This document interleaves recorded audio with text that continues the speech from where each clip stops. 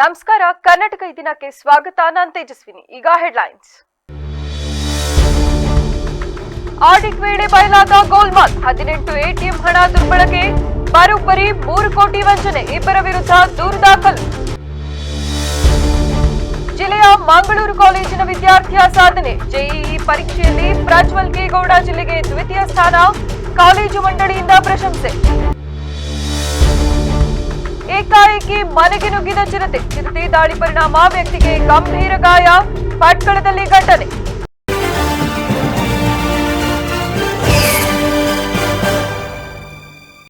ಎಟಿಎಂಗಳಿಗೆ ಹಣ ತುಂಬುವ ಹೊಣೆ ಹೊತ್ತಿದ್ದ ಖಾಸಗಿ ಸಂಸ್ಥೆಯ ಸಿಬ್ಬಂದಿಯೇ ಕೋಟ್ಯಾಂತರ ರೂಪಾಯಿ ಹಣವನ್ನು ಲಪಟಾಯಿಸಿರುವ ಆಘಾತಕಾರಿ ಘಟನೆ ಬೆಳಕಿಗೆ ಬಂದಿದೆ. ಸುಮಾರು 3,40,28,000 ರೂಪಾಯಿಗಳನ್ನು ದುರುಪಯೋಗಪಡಿಸಿಕೊಂಡ ಆರೋಪದ ಮೇಲೆ ಇಬ್ಬರು ಸಿಬ್ಬಂದಿಗಳ ವಿರುದ್ಧ ಪ್ರಕರಣ ದಾಖಲಾಗಿದೆ. ಎಟಿಎಂಗಳಿಗೆ ಹಣ ಪೂರೈಸುವ ಸಿಎಂಎಸ್ ಸಂಸ್ಥೆಯಲ್ಲಿ ಈ ಬೃಹತ್ ವಂಚನೆ ನಡೆದಿದೆ. ಪ್ರತಿ ಬಾರಿಯಂತೆ ಫೆಬ್ರವರಿ 18 ಮತ್ತು 19ರಂದು ಸಂಸ್ಥೆಯ ಹಣಕಾಸಿನ ವ್ಯವಹಾರಗಳ ಕುರಿತು ಆಡಿಟ್ ನಡೆಸಿದಾಗ ಭಾರೀ ಮೊತ್ತದ ಹಣದ ವ್ಯತ್ಯಾಸ ಕಂಡುಬಂದಿದೆ. ದಾಖಲೆಗಳಲ್ಲಿ ಹಣ ವಿತರಣೆಯಾದಂತೆ ತೋರಿಸಲಾಗಿದ್ರೂ ವಾಸ್ತವದಲ್ಲಿ ಎಟಿಎಂಗಳಲ್ಲಿ ಹಣ ಇಲ್ಲದಿರುವುದು ತನಿಖೆ ವೇಳೆ ದೃಢಪಟ್ಟಿದೆ. ಸಂಸ್ಥೆಯ ಸಿಬ್ಬಂದಿಗಳಾದ ನಂದೀಶ್ ಬಿಎಲ್ ಹಾಗೂ ಮಧುಕುಮಾರ್ ಎಂಪಿ ಎಂಬುವರ ವಿರುದ್ಧ ಹಣ ಕದ್ದಿರುವ ಗಂಭೀರ ಆರೋಪ ಕೇಳಿಬಂದಿದೆ. ಇವರು 18 ಎಟಿಎಂಗಳಿಗೆ ಹಣ ಹಾಕಬೇಕಾದ ಜವಾಬ್ದಾರಿ ಹೊಂದಿದ್ದು, ಆದರೆ ಹಣ ಹಾಕದೆಯೇ ಹಾಕಿರುವಂತೆ ನಕಲಿ ದಾಖಲೆಗಳನ್ನು ಸೃಷ್ಟಿಸಿ ಸಂಸ್ಥೆಗೆ ವಂಚಿಸಿದ್ದಾರೆ ಎನ್ನಲಾಗಿದೆ. ಒಟ್ಟು 15 ಎಟಿಎಂ ಪಾಯಿಂಟ್ಗಳಲ್ಲಿ ಅಕ್ರಮ ನಡೆದಿದ್ದು, ಕೆನರಾ ಬ್ಯಾಂಕ್ನ 11 ಎಟಿಎಂಗಳು, ಎಸ್ಬಿಐನ 3 ಎಟಿಎಂಗಳು, ಬ್ಯಾಂಕ್ ಆಫ್ ಇಂಡಿಯಾದ 1 ಎಟಿಎಂನಲ್ಲಿ ಅಕ್ರಮ ನಡೆದಿದೆ ಎನ್ನಲಾಗಿದೆ. ವಂಚನೆ ಪ್ರಕರಣಕ್ಕೆ ಸಂಬಂಧಿಸಿದಂತೆ ಸಿಎಂಎಸ್ ಸಂಸ್ಥೆಯ ಹಾಸನ ಶಾಖೆಯ ವ್ಯವಸ್ಥಾಪಕ ರಾಜು ಅವರು ನೀಡಿದ ದೂರಿನ ಮೇರೆಗೆ ಹಾಸನ ಬಡಾವಣೆ ಪೊಲೀಸ್ ಠಾಣೆಯಲ್ಲಿ ಎಫ್ಐಆರ್ ದಾಖಲಾಗಿದೆ. ಆರೋಪಿಗಳ ಪತ್ತೆಗಾಗಿ ಪೊಲೀಸರು ತನಿಖೆ ಚುರುಕುಗೊಳಿಸಿದ್ದು, ಈ ಜಾಲದಲ್ಲಿ ಇನ್ನು ಯಾರಾದರೂ ಭಾಗಿಯಾಗಿದ್ದಾರೆಂಬ ಬಗ್ಗೆ ತನಿಖೆ ನಡೆಸುತ್ತಿದ್ದಾರೆ. ಇದು ಹಾಸನ ಸಿಎಂಎಸ್ ಬ್ರಾಂಚಲ್ಲಿದೆ. ಇಲ್ಲಿ ಒಂದು 200 ಎಟಿಎಮ್ಸ್ ನಮ್ಮ ಈ ಹಾಸನ ಜಿಲ್ಲೆಯಲ್ಲಿ ನಾವು ಆಪರೇಟ್ ಮಾಡಿಸ್ತಾರೆ. ನಮ್ಮ ಸಿಎಂಎಸ್ ಕಂಪನಿಯಿಂದ ಮಾಡ್ತಾ ಇದ್ದೀವಿ. ಮುಂದೆ ಅದು 6-7 ರೂಟ್ಸ್ ನಮ್ಮಲ್ಲಿದೆ. ಅಂದರೆ ಒಂದು ರೂಟಿಗೆ ಪರ್ಟಿಕ್ಯುಲರಾಗಿ ನಂದೀಶ್ ಮತ್ತು ಮಧುಕುಮಾರ್ ಅಂತ ಹೇಳಿ ಇಬ್ಬರು ಕಸ್ಟೋಡಿಯನ್ಸು ನಮ್ಮಲ್ಲಿ 10 ವರ್ಷದಿಂದ ಕೆಲಸ ಮಾಡ್ತಾರೆ. ಪರ್ಟಿಕ್ಯುಲರ್ ಇನ್ನು ರೂಟಲ್ಲಿ 4-5 ವರ್ಷದಿಂದ ಅವರು ವರ್ಕ್ ಮಾಡ್ತಿದ್ದಾರೆ. ಸೊ ಮೊನ್ನೆ ಆಡಿಟ್ ಆದಾಗ, ಮೊನ್ನೆ means 18th and 19th audit ಮಾಡಿದಾಗ ಅಲ್ಲಿ ಫಿಸಿಕಲ್ ಕ್ಯಾಶ್ ನಮ್ಮ ಎ ಟಿ ಎಮ್ಮಲ್ಲಿ ಕಡಿಮೆ ಬಂದಿದೆ. ಸೊ ಎ ಟಿ ಎಮ್ಮನ್ನು ಓಪನ್ ಮಾಡಲಿಕ್ಕೆ ಅವರಿಬ್ಬರಿಗೆ ಅಥಾರಿಟಿ. ಆಡಿಟ್ ಮಾಡೋ ಸಂದರ್ಭದಲ್ಲಿ ಕೂಡ ಅವರೇ ಇರಬೇಕು, ಬಿಟ್ಟರೆ ಬೇರೆ ಯಾರೂ ಕೂಡ ಅದನ್ನು ಓಪನ್ ಮಾಡಲಿಕ್ಕೆ ಸಾಧ್ಯ ಇಲ್ಲ. ಒಂದು ವೇಳೆ ಅವ್ರನ್ನ ಚೇಂಜ್ ಮಾಡಬೇಕಂದ್ರೆ ನಮ್ಮ ಸಿಸ್ಟಮಲ್ಲಿ ಅದು ಜನರೇಟ್ ಆಗುತ್ತೆ, ರೆಕಾರ್ಡ್ ಆಗುತ್ತೆ, ಯಾವ ಸಂದರ್ಭದಲ್ಲಿ ಯಾರಿಗೆ ಅದು ಅಸೈನ್ ಆಯ್ತು ಅಂತೇಳಿ ರೆಕಾರ್ಡ್ ಆಗುತ್ತೆ. ಬಟ್ ಅವರಿಬ್ಬರೇ ಕಳೆದ ಹಲವಾರು ವರ್ಷಗಳಿಂದ ಅದನ್ನು ಮಾಡ್ತಾಯಿದ್ದಾರೆ.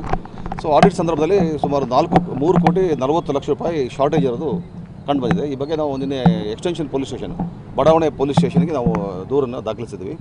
ನಮ್ಮ ಬ್ರಾಂಚ್ ಮ್ಯಾನೇಜರು ದೂರು ಕೊಟ್ಟಿದ್ದಾರೆ. ನಮ್ಮ ಹಿರಿಯ ಅಧಿಕಾರಿಗಳು ಮತ್ತು ಬೆಂಗಳೂರು ಮತ್ತು ಔಟ್ ಆಫ್ ಸ್ಟೇಟಿಂದ ಕೂಡ ನಮ್ಮ ಆಡಿಟರ್ಸ್ ಎಲ್ಲ ಬಂದಿದ್ದಾರೆ. ಮಂಗಳೂರು ಪಿಯು ಕಾಲೇಜಿನಲ್ಲಿ ವ್ಯಾಸಂಗ ಮಾಡುತ್ತಿದ್ದ ಪ್ರಜ್ವಲ್ ಕೆ ಗೌಡ ಜೆಇಇ ಸ್ಪರ್ಧಾತ್ಮಕ ಪರೀಕ್ಷೆಯಲ್ಲಿ ಉತ್ತಮ ಅಂಕ ಪಡೆದು ಜಿಲ್ಲೆಗೆ ದ್ವಿತೀಯ ಸ್ಥಾನ ಪಡೆದಿದ್ದಾರೆ. ಮಂಗಳೂರು ಪಿಯು ಕಾಲೇಜಿನಲ್ಲಿ ಆಯೋಜಿಸಿದ್ದ ಸನ್ಮಾನ ಸಮಾರಂಭ ಕಾರ್ಯಕ್ರಮದಲ್ಲಿ ಮಾತನಾಡಿದ ಕಾರ್ಯದರ್ಶಿ ಪ್ರದೀಪ್, ಪ್ರಜ್ವಲ್ ಕೆ ಗೌಡ ಜೆಇಇ ಸ್ಪರ್ಧಾತ್ಮಕ ಪರೀಕ್ಷೆಯಲ್ಲಿ ಉತ್ತಮ ಅಂಕ ಪಡೆದು ಜಿಲ್ಲೆಗೆ ದ್ವಿತೀಯ ಹಾಗೂ ಚನ್ನರಾಯಪಟ್ಟಣ ತಾಲೂಕಿಗೆ ಪ್ರಥಮ ಸ್ಥಾನ ಪಡೆದು ಇತರೆ ವಿದ್ಯಾರ್ಥಿಗಳಿಗೆ ಮಾದರಿಯಾಗಿದ್ದಾರೆ. ಈಗ ಅವರು ಮಾಡಿರುವ ಸಾಧನೆಯಲ್ಲದೆ ಮುಂದೆ ಬರುವಂತಹ ಸ್ಪರ್ಧಾತ್ಮಕ ಪರೀಕ್ಷೆಯಲ್ಲಿ ಉತ್ತಮ ಅಂಕ ಪಡೆದು ಐಐಟಿಗೆ ಸೇರುವ ಕನಸು ಕಂಡಿದ್ದು, ಈತನ ಕನಸು ನನಸಾಗಲೆಂದು ಶುಭ ಹಾರೈಸಿದ್ದಾರೆ. ಪ್ರಜ್ವಲ್ ಕೆ ಗೌಡ ಅಂತ ಏನು ವಿದ್ಯಾರ್ಥಿ ಇದ್ದಾನೆ, ಅವನು ಈ ವರ್ಷ ನಮ್ಮ ಕಾಲೇಜಿಗೆ ಅಡ್ಮಿಷನ್ ಆದಂಥದ್ದು ಮಂಗಳೂರು ಪಿಯು ಕಾಲೇಜ್ ಚನ್ನರಾಯಪಟ್ಟಣಕ್ಕೆ. ಇವನು ಮೂಲತಃ ಕಿಕ್ಕೇರಿ ವಿಭಾಗದಿಂದ ಬಂದಂಥವನು. ಗ್ರಾಮೀಣ ಪ್ರದೇಶದಿಂದ ಬಂದು ಇಷ್ಟು ಒಂದು ಸಾಧನೆ ಮಾಡೋದಕ್ಕೆ ನಮ್ಮಲ್ಲಿ ಎಲ್ಲ ಲೆಕ್ಚರರ್ಗಳು ಕೂಡ, ಉಪನ್ಯಾಸಕರು ಹೊಂದವರು ಕೂಡ ಇವರಿಗೆ ಯಾವುದೇ ಒಂದು ಡಿಫಿಕಲ್ಟ್ ಕಾನ್ಸೆಪ್ಟ್ ಆದರೂ ಕೂಡ ಅದನ್ನು ಈಸಿಯಾಗಿ ಹೇಳಿಕೊಟ್ಟು JEE ಮೈನ್ಸ್ ಎಕ್ಸಾಮ್ನಲ್ಲಿ 98.68% ಸ್ಕೋರ್ ಮಾಡೋದಕ್ಕೆ ಅವರಿಗೆ ಸಂಪೂರ್ಣ ಸಹಕಾರವನ್ನು ನಮ್ಮ ಉಪನ್ಯಾಸಕರು ಹೊಂದವರು ನೀಡಿದ್ದಾರೆ. ಆ ಮಗುವಿನ ಒಂದು ಉಜ್ವಲವಾದಂಥ ಭವಿಷ್ಯ ತುಂಬ ಚೆನ್ನಾಗಿರಲಿ, ಆ ಮಗು ಕಂಡಂಥ ಕನಸೆಲ್ಲ ನನಸಾಗಲಿ. ಅವರ ಎತ್ತವರಿಗೆ ಹಾಗೂ ಈ ಒಂದು ಉಪನ್ಯಾಸಕರು ಹೊಂದವರಿಗೆ ಎಲ್ಲರಿಗೂ ಕೂಡ ನಾನು ಥ್ಯಾಂಕ್ಸ್ ಹೇಳೋದಕ್ಕೆ ಇಷ್ಟಪಡ್ತೇನೆ. ಆ ಮಗು ಮುಂದೆ ಈ ಒಂದು JEE ಅಡ್ವಾನ್ಸಲ್ಲೂ ಕೂಡ ಉತ್ತಮವಂಥ ಸ್ಕೋರ್ ಮಾಡಲಿ ಅಂತ ದೇವರಲ್ಲಿ ನಾನು ಕೇಳ್ಕೊತೀನಿ. ಎಲ್ಲರೂ ಕೂಡ ಧನ್ಯವಾದಗಳು. ಅಂತ JEE ಫಸ್ಟ್ ಸೆಷನ್ ಎಕ್ಸಾಮ್. ಅದು JEE ಎಕ್ಸಾಮ್ ಅಂದರೆ ಗೊತ್ತಿರ್ತದೆ, ಅದು ವೆರಿ ಟಫೆಸ್ಟ್ ಎಕ್ಸಾಮು. ಈ ಎಕ್ಸಾಮ್ನಲ್ಲಿ ನಮ್ಮ ಕಾಲೇಜಿನ ವಿದ್ಯಾರ್ಥಿ ಪ್ರಜ್ವಲ್ ಕೆ ಗೌಡ 98.68% ತಗೊಂಡು ನಮ್ಮ ಕಾಲೇಜಿಗೆ ಮತ್ತು ನಮ್ಮ ತಾಲೂಕಿಗೂ ಕೂಡ ಹೆಚ್ಚು ಹೆಮ್ಮೆಯನ್ನು ತಂದಿದ್ದಾನೆ. ಜೊತೆಗೆ ಹಾಸನ ಜಿಲ್ಲೆಗೆ 2ನೇ ಸ್ಥಾನ ಮತ್ತು ಚನ್ನರಾಯಪಟ್ಟಣ ತಾಲೂಕಿಗೆ ಪ್ರಥಮ ಸ್ಥಾನವನ್ನು ಗಳಿಸಿದ್ದಾನೆ. ಹಾಗಾಗಿ ನಾನು ಅವನಿಗೆ ವಿಶೇಷವಾಗಿ ಅಭಿನಂದನೆಗಳನ್ನು ಸಲ್ಲಿಸ್ತಾ ಇದ್ದೇನೆ. ಅದರ ಜೊತೆಗೆ ಈ ಸಾಧನೆಗೆ ಸಹಕರಿಸಿದಂಥ ನಮ್ಮೆಲ್ಲ ಸಿಬ್ಬಂದಿ ವರ್ಗದವರು ಏನಿದ್ದಾರೆ, ಅವನಿಗೆ ಏನು ಇದುವರೆಗೂ ಗೈಡೆನ್ಸ್ ಮಾಡಿದ್ದಾರೆ, ಅವರು ಕೂಡ ಈ ಸಂದರ್ಭದಲ್ಲಿ ಅಭಿನಂದನೆಯನ್ನು ಸಲ್ಲಿಸ್ತಾ ನಮ್ಮ ಆಡಳಿತ ಮಂಡಳಿಯಿಂದಲೂ ಕೂಡ ಅವನಿಗೆ ಅಭಿನಂದನೆಯನ್ನು ಸಲ್ಲಿಸ್ತಾ ಇದ್ದೇನೆ. ಅವನ ಭವಿಷ್ಯ ಇನ್ನೂ ಉಜ್ವಲವಾಗಲಿ. ಬರೀ JEE ಮೈನ್ಸ್ ನೆಕ್ಸ್ಟ್ ಅಡ್ವಾನ್ಸಿಗೆ ಕೂಡ ಟ್ರೈ ಮಾಡ್ತಿದ್ದಾನೆ IITಗೆ. ಸೊ ಹಾಗಾಗಿ ಅವನಿಗಿನ್ನೂ ಕೂಡ ಹೆಚ್ಚಿನ ಯಶಸ್ಸು ಸಿಗಲಿ ಅಂತ ಅಂದ್ಬಿಟ್ಟು ಈ ಸಂದರ್ಭದಲ್ಲಿ ಆಶಿಸ್ತೀನಿ ನಾನು. Thank you. JEE main session 1ಅಲ್ಲಿ ನಂದು 98.68% ಸ್ಕೋರ್ ಆಗಿದೆ.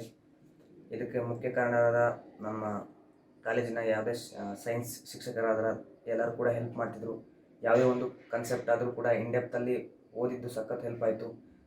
ಸುಮ್ಮನೆ ಮೇಲೆ ಓದಿ ಯಾವುದನ್ನೂ ಬಿಡ್ತಿರಲಿಲ್ಲ. ಅದರ ಒಂದು ಆಳದವರೆಗೆ ಹೋಗಿ ಅದು ಅರ್ಥ ಏನು, ಅದು ಯಾಕಾಗಿದೆ ಅಂತ ಅದರ ಮೂಲ ಹಿಡಿದು ಓದೋದು ತುಂಬ ಹೆಲ್ಪ್ ಆಯಿತು. ಯಾವುದೇ ಒಂದು ಕನ್ಸೆಪ್ಟನ್ನ ಸುಮ್ಮನೆ ಬಿಡ್ತಿರಲಿಲ್ಲ ಅಥವಾ ರೋಟ್ ಲರ್ನಿಂಗ್ ಮಾಡ್ತಿರಲಿಲ್ಲ. ಎಲ್ಲದನ್ನು ಕೂಡ ಕಾರಣ ಇದನ್ನೇ ಓದ್ತಿದ್ದು ಸ್ವಲ್ಪ ಹೆಲ್ಪ್ ಆಯಿತು. ಹಾಗೂ ನಾನು ಈ ವರ್ಷ ಮಂಗಳೂರು PU ಕಾಲೇಜಲ್ಲಿ ಸೇರ್ಕೊಂಡು ನನ್ನ ಟೀಚರ್ಸ್ ಎಲ್ಲ ಗೈಡ್ ಮಾಡಿದ್ರು ನನಗೆ. ಅದರಿಂದ ನಾನು ಈ JEE ಮೈನ್ ಸೆಷನ್ 1ಅಲ್ಲಿ 98.68% ಸ್ಕೋರ್ ಮಾಡೋಕ್ಕೆ ಸಹಾಯ ಆಯಿತು. ನಾನು ಯಾರ್ಯಾರು ನನಗೆ ಹೆಲ್ಪ್ ಮಾಡಿದ್ರು ಅವರಿಗೆಲ್ಲ ಥ್ಯಾಂಕ್ಸ್ ಹೇಳಕ್ಕೆ ಇಷ್ಟಪಡ್ತೀನಿ ಈ ಸಂದರ್ಭದಲ್ಲಿ. ಸಮಾರಂಭದಲ್ಲಿ ಕಾಲೇಜಿನ ಪ್ರಿನ್ಸಿಪಲ್ ಏಕಾಂತ, ಉಪನ್ಯಾಸಕರಾದ ಯೋಗೇಶ್, ಬಲ್ಲೇಶ್, ಪೂಜಾ ಮೊದಲಾದವರು ಉಪಸ್ಥಿತರಿದ್ದರು. ಚಿರತೆಯೊಂದು ಏಕಾಏಕಿ ಮನೆ ಒಳಗಡೆ ಬಂದು ವ್ಯಕ್ತಿಯೊಬ್ಬನನ್ನು ಗಾಯಗೊಳಿಸಿದ ಘಟನೆ ಕೋಡಾರ್ ಪಂಚಾಯಿತಿ ವ್ಯಾಪ್ತಿಯಲ್ಲಿ ನಡೆದಿದೆ. ರಾತ್ರಿ 3 ಗಂಟೆಯ ಸುಮಾರಿಗೆ ನಾಯಿಯನ್ನು ಅಟ್ಟಿಸಿಕೊಂಡು ಬಂದ ಚಿರತೆ ಮನೆಯೊಳಗೆ ನುಗ್ಗಿದ್ದು ತಿಮ್ಮಯ್ಯ ಗೊಯ್ದಯ್ಯ ನಾಯ್ಕ ಎಂಬುವರ ಮೇಲೆ ದಾಳಿ ನಡೆಸಿದೆ. ಎಡಗಣ್ಣಿನ ಹತ್ತಿರ ಬಲತೋಳು, ತಲೆಯ ಮೇಲೆ ಚಿರತೆಗಿರಿದ ಗಾಯಗಳಾಗಿದ್ದು ಗಾಯಾಳುವಿಗೆ ತಾಲೂಕು ಸರ್ಕಾರಿ ಆಸ್ಪತ್ರೆಯಲ್ಲಿ ಚಿಕಿತ್ಸೆ ನೀಡಲಾಗಿದೆ. ಗಾಯಾಳು ಚಿರತೆಯಿಂದ ತಪ್ಪಿಸಿಕೊಂಡು ಮನೆಯವರ ಜೊತೆ ಒಳಗಡೆ ಹೋಗೋಣಿಗೆ ಹೋಗಿ ಬಾಗಿಲು ಹಾಕಿಕೊಂಡಿದ್ದು ಸುಮಾರು ಅರ್ಧ ಗಂಟೆಗೂ ಹೆಚ್ಚು ಕಾಲ ಚಿರತೆ ಅಡುಗೆ ಮನೆಯ ಸಜ್ಜಿನ ಮೇಲೆ ಮಲಗಿಕೊಂಡಿತ್ತೆಂದು ಮನೆಯವರು ಹೇಳಿದ್ದಾರೆ. ವಲಯ ಅರಣ್ಯಾಧಿಕಾರಿ ವಿಶ್ವನಾಥ್ ನಾಯ್ಕ ಮತಗತ ಸಿಬ್ಬಂದಿ ವರ್ಗ ತಾಲೂಕು ಆಸ್ಪತ್ರೆಗೆ ಭೇಟಿ ನೀಡಿ ಗಾಯಾಳುವನ್ನು ಹಾಗೂ ಮನೆಯವರನ್ನು ಮಾತನಾಡಿಸಿ ಧೈರ್ಯ ತುಂಬಿದರು.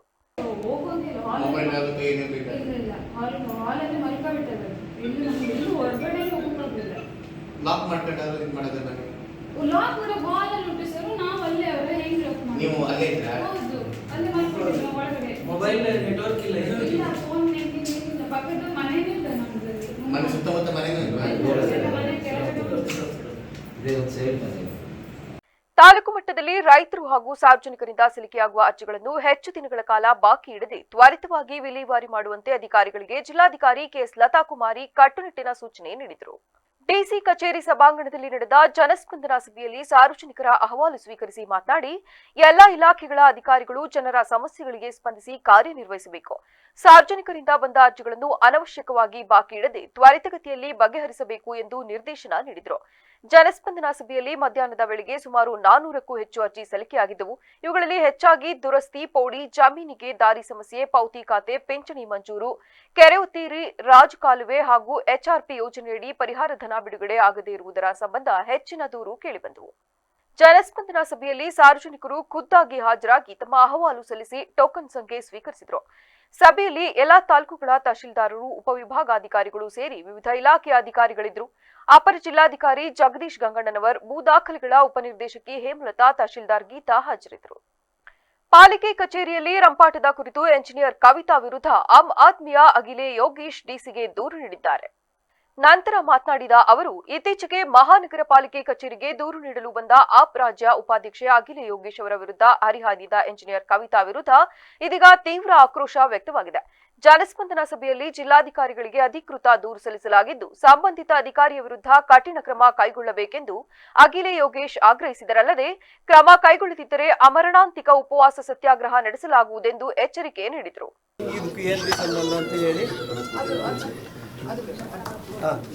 ತುಂಬ ಕೆಟ್ಟದಾಗಿ ಮೇಡಮ್, ತುಂಬ ಕೆಟ್ಟದಾಗಿ ಮಾತಾಡಿದರು. ಮತ್ತು ಮಾತಾಡಿದ್ದಲ್ಲದೆ ನಾವು ಸುಮ್ಮನೆ ಬಂದ್ವಿ. RC ಅವ್ರು ಬಂದರು. RC ಅವ್ರಿಗೆ ನಾವು ಕಂಪ್ಲೇಂಟ್ ಕೊಟ್ವಿ, ಇವ್ರು ಈ ಥರದ್ದೆಲ್ಲ ನಡ್ಕೋತಾರೆ ಅಂತ.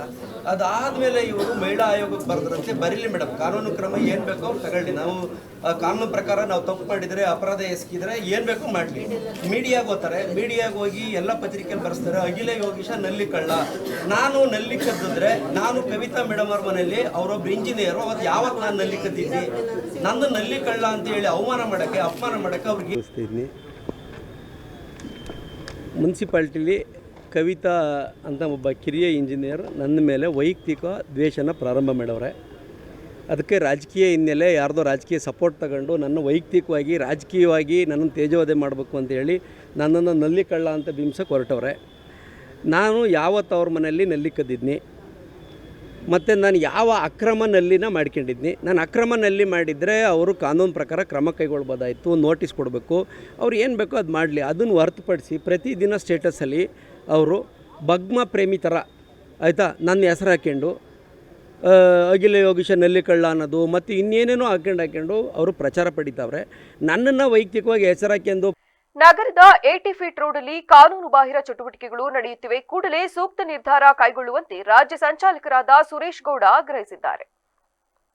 ಸುದ್ದಿಗೋಷ್ಠಿಯಲ್ಲಿಂದು ಮಾತನಾಡಿದ ಅವರು 80 ಫೀಟ್ ರಸ್ತೆಯಲ್ಲಿ ಅಕ್ರಮವಾಗಿ ಗಾಂಜಾ ಸೇವನೆ ಅತಿ ಹೆಚ್ಚಾಗಿ ನಡೆಯುತ್ತಿದೆ. ಹದಿಹರೆಯದ ಯುವಕರು ಈ ರೀತಿಯ ದುಶ್ಚಟಕ್ಕೆ ಗುರಿಯಾಗಿದ್ದು ಕೇವಲ ಗಾಂಜಾ ಸೇವನೆ ಮಾತ್ರವಲ್ಲದೆ ವೀಲಿಂಗ್ನಂತಹ ಪ್ರಕರಣಗಳು ಹೆಚ್ಚಾಗಿ ನಡೆಯುತ್ತಿವೆ. ಇಂತಹ ಚಟುವಟಿಕೆಗಳು ನಡೆಯುತ್ತಿದ್ದರೂ ಪೊಲೀಸ್ ಇಲಾಖೆ ಮಾತ್ರ ಕ್ಯಾರೆ ಎನ್ನುತ್ತಿಲ್ಲ. ಇದರಿಂದ ಸುತ್ತಮುತ್ತಲಿನ ಸಾರ್ವಜನಿಕರಿಗೆ ತೊಂದರೆಯಾಗುತ್ತಿದೆ. ಈ ಕೂಡಲೇ ಪೊಲೀಸರು ಇದಕ್ಕೆ ಸೂಕ್ತ ನಿರ್ಧಾರ ತೆಗೆದುಕೊಳ್ಳಬೇಕು. ಈ ಕುರಿತು ಜಿಲ್ಲಾಧಿಕಾರಿಗೆ ಮನವಿ ಸಲ್ಲಿಸಿದ್ದೇವೆ. ಪೊಲೀಸರು ಕಟ್ಟುನಿಟ್ಟಿನ ಕ್ರಮವನ್ನು ವಹಿಸಲೇಬೇಕು, ಇಲ್ಲವಾದಲ್ಲಿ ಕೋರ್ಟ್ ಮೊರೆ ಹೋಗುವುದಾಗಿ ತಿಳಿಸಿದರು. ಈ ರೀತಿದು ಪದೇ ಪದೇ ಘಟನೆಗಳು ಘಟಿಸ್ತಾ ಇದ್ದರೆ ನಾವು ಈ ಸುಸಂಸ್ಕೃತವಾಗಿ ಈ ಸಜ್ಜನ ನಾಗರಿಕರಿಗೆ ಭಾಳ ಕಷ್ಟ ಆಗುತ್ತೆ. ಯಾಕೆಂದರೆ ಫ್ಯಾಮಿಲಿ, ಮಕ್ಕಳು, ದೊಡ್ಡವರು, ಹಿರಿಯ ನಾಗರಿಕರು ಎಲ್ಲರೂ ಬಜಾರಿಗೆ ಬಂದಿರ್ತಾರೆ ಮತ್ತು ಮಾಲ್ಗಳಿಗೆ ಬಂದಿರ್ತಾರೆ. ಆ ಸುತ್ತಮುತ್ತ ಈ ಥರ ಕೆಲವು ಕುಡಿದು ಬೀದಿಲಿ ಗಲಾಟೆ ಮಾಡೋಂಥದ್ದು, ಗಾಂಜಾ ಹೊಡೆದು ಅಸಭ್ಯಗೆ ಒರೆಸೋದು, ಕಾಲೇಜು ಸ್ಕೂಲ್ ಹತ್ರ ಬೈಕ್ ವೀಲಿಂಗ್ ಮಾಡ್ಕೊಂಡು ಪುಂಡಾಟಿಕೆ ನಡೆಸೋಂಥದ್ದು, ಈ ಥರದ್ದು ಎಲ್ಲ ಚಟುವಟಿಕೆಗಳನ್ನು ಪೊಲೀಸ್ ಇಲಾಖೆ ಆದಷ್ಟು ಕಟ್ಟುನಿಟ್ಟಿನ ಕ್ರಮ ತಗೊಂಡು ಇದನ್ನು ನಿಲ್ಲಿಸಬೇಕು. ಮತ್ತು ನಮ್ಮದು ಇನ್ನೊಂದು ಏನಪ್ಪ ಅಂತಂದರೆ ಈ ಹಳ್ಳಿ ವ್ಯಾಜ್ಯಗಳು, ಈ ಸಣ್ಣ ಪುಟ್ಟ ಗಲಾಟೆಗಳಿಗೆ ಈ ಕಾಂಪ್ರಮೈಸ್ ಮಾಡ್ತಾರಲ್ಲ ಈ ಜನಪ್ರತಿನಿಧಿಗಳು ಅವರಿವರು, ಅಂಥದ್ದಕ್ಕೆ ಓಕೆ. ಬಟ್ ಇಂಥ ಕ್ರೈಮ್ ಹಿನ್ನೆಲೆ ಇರೋಂಥ ಇದಕ್ಕೆ ಈ ಜನಪ್ರತಿನಿಧಿಗಳು ಸಹ ಪೊಲೀಸರಿಗೆ ಮಧ್ಯಪ್ರವೇಶ ಮಾಡಬಾರ್ದು ಅನ್ನೋದು ನಾವು ಅವರಲ್ಲಿ ಮನವಿ ಮಾಡ್ತಾಯಿದ್ದೀವಿ. ಮತ್ತು ಈ ಮುಖ್ಯವಾಗಿ ಈ ಕೋರ್ಟ್ ಎದುರುಗಡೆ ಪಾರ್ಕು ಇಂಥ ಎಲ್ಲ ಒಳ್ಳೆ ಜಾಗಗಳಲ್ಲಿ ಬೆಳಗ್ಗೆ 5 ಗಂಟೆಯಿಂದ ರಾತ್ರಿ 10 ಗಂಟೆ ತನಕ ಕಾರಲ್ಲೇ ನಿಲ್ಲಿಸ್ಕೊಂಡು ಕಾರ್ ಮೇಲೆಲ್ಲ ಎಣ್ಣೆ ಇಟ್ಕೊಂಡು ಆಶ್ರಯ ಯೋಜನೆಯಡಿ 2007ರಂದು ನೀಡಿರುವ ಹಕ್ಕುಪತ್ರದ ಆಧಾರದ ಮೇಲೆ ಬಡ ಕುಟುಂಬಗಳು ಬದುಕಲು ಅವಕಾಶ ಮಾಡಿಕೊಡಬೇಕೆಂದು ಜಿಲ್ಲಾ ರೈತ ಸಂಘದ ವತಿಯಿಂದ ಪ್ರತಿಭಟಿಸಲಾಯಿತು.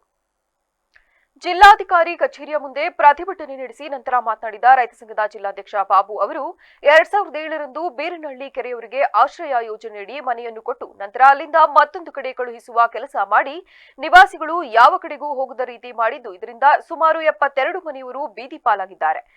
ಬೇಲೂರು ತಾಲೂಕಿನ ಬಂಟೇನಹಳ್ಳಿಯಲ್ಲಿಯೂ ಕೂಡ 30-40 ವರ್ಷಗಳಿಂದಲೂ ಜನರು ವಾಸವಿದ್ದರೂ ಕೂಡ ಮಿಲಿಟರಿಯವರಿಗೆ ಜಾಗ ಆಗಿದೆ ಎಂದು ಅಲ್ಲಿಯ ಬಡ ಜನರಿಗೆ ಯಾವುದೇ ರಸ್ತೆ, ವಿದ್ಯುತ್ ಸೇರಿದಂತೆ ಮೂಲಭೂತ ಸೌಕರ್ಯಗಳನ್ನು ಒದಗಿಸಿಲ್ಲ. ಹಾಗಾಗಿ ಬಡ ಜನರಿಗೆ ಆ ಸ್ಥಳಗಳನ್ನು ನೀಡಿ ಅವರಿಗೆ ವಾಸ ಮಾಡಲು ಅವಕಾಶ ಮಾಡಿಕೊಡಬೇಕು. ಇಲ್ಲವಾದಲ್ಲಿ ಜಿಲ್ಲಾಧಿಕಾರಿ ಕಚೇರಿಯ ಮುಂದೆ ಅನಿರ್ದಿಷ್ಟಾವಧಿ ಧರಣಿ ಕೈಗೊಳ್ಳುತ್ತೇವೆಂದು ಎಚ್ಚರಿಸಿದರು. ಕೃಷ್ಣನಗರ ಅನ್ನೋದು ಯಾವೊಬ್ಬರೂ ವಾಸ ಇರಲಿಲ್ಲ. ಅಂಥ ಜಾಗದಲ್ಲಿ ಇವರು ವಾಸ ಹೋಗಿ ಎಲ್ಲ ಇದ್ದಾಗ ಅದೇನೋ ರೈತರು ತೊಂದರೆ ಬಂತು ಅಂತ ಅಲ್ಲಿಂದನೂ ಖಾಲಿ ಮಾಡಿಸಿ ಅಲ್ಲಿಂದ ಇಲ್ಲಿಗೆ ಕಳಿಸೋದು, ಇಲ್ಲಿಂದ ಇದು ಮಾಡಿ ಬಡವರಿಗೆ ಎಕ್ಕಡಿಗೂ ಇಲ್ಲಂಗೆ ಆಗಿದೆ. 72 ಜನ ಮನೆಯೂ ಪಾಪ ಬೀದಿ ಪಾಲೆಲ್ಲ ಆಗಿದ್ದಾರೆ. ಆಮೇಲೆ ಇದೇ ಬಂಟೇನಹಳ್ಳಿ ಅಂತ ಇದೆ ಬೇಲೂರು ತಾಲೂಕಲ್ಲಿ, ಅಲ್ಲಿ 30 ವರ್ಷ 40 ವರ್ಷದಿಂದನೂ ವಾಸ ಇದ್ದರು ಜನಗಳು.